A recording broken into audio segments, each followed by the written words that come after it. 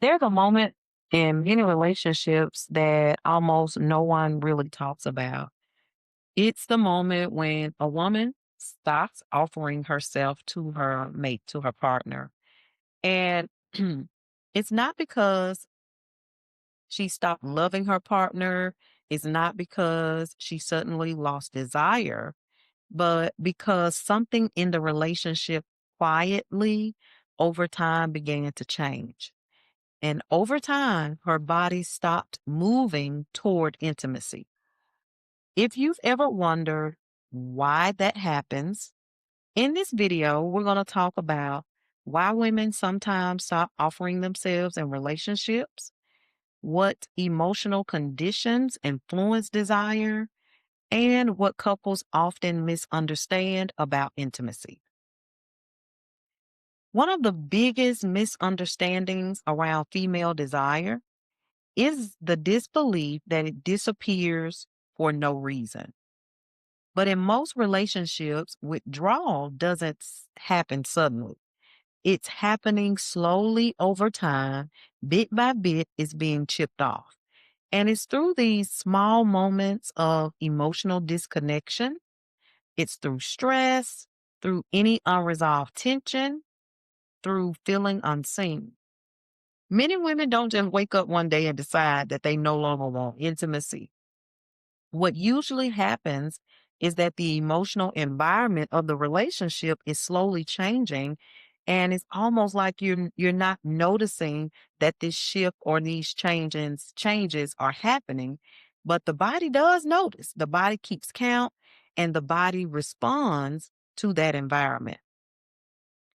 For many women, desire is deeply connected to emotional safety, not perfection, not constant romance, which a lot of men or people think, but it's deeply connected to emotional safety. Feeling emotionally connected, feeling considered in the relationship, feeling like the relationship, it's just a place where you can relax rather than constantly manage a tension between the two.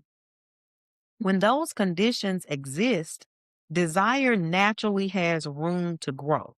It is something that is happening on its own. But when the emotional environment becomes one that's stressful, distant, pressured, the nervous system shifts into protection mode. And when the body is protecting itself, desire often quiets down.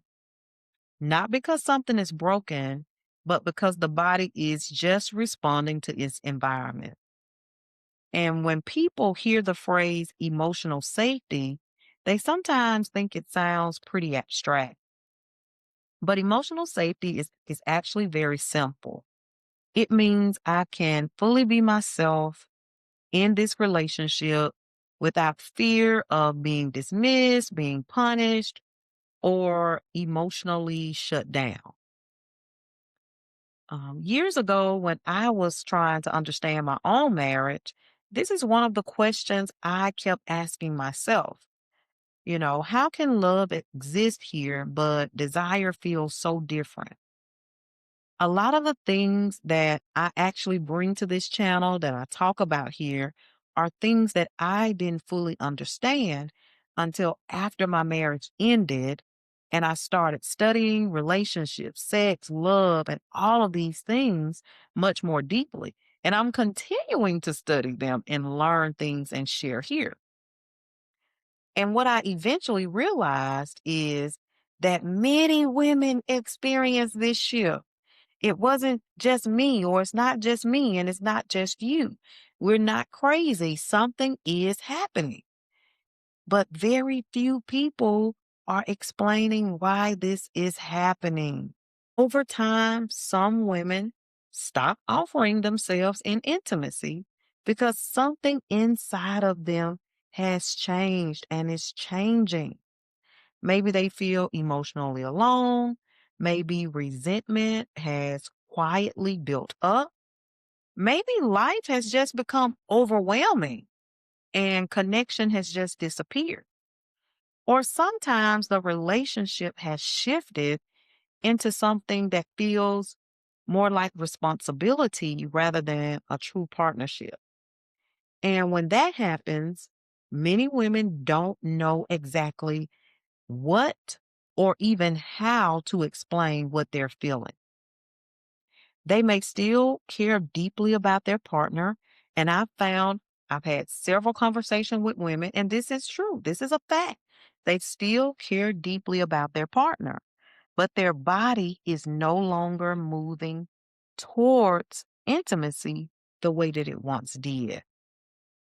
So let's name this and let's get this reframe here for all of us. When a woman stops offering herself, this is not rejection. Oftentimes, it has nothing to do with rejection. It's information. Let's see this as information. Information about the emotional environment of the relationship. This is information about how safe or connected the relationship currently is feeling. And when couples when they understand that, the conversation can begin to shift. It can change. So instead of blame, there can be curiosity. Instead of putting more pressure on, there can be time or a space to actually repair. Sometimes sometimes that's where intimacy begins to reveal. Desire grows in environments where people feel emotionally safe. Point blank, period. That is where the desire is going to grow. If you're comfortable sharing, what do you think affects desire the most in long term relationships? Is it stress, connection, feeling appreciated?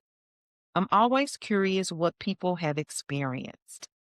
Before you go, sit with this one question.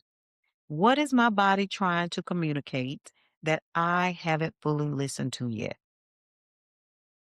Because when we understand ourselves better, our relationships begin to change too. Stay close. We're having real conversations here.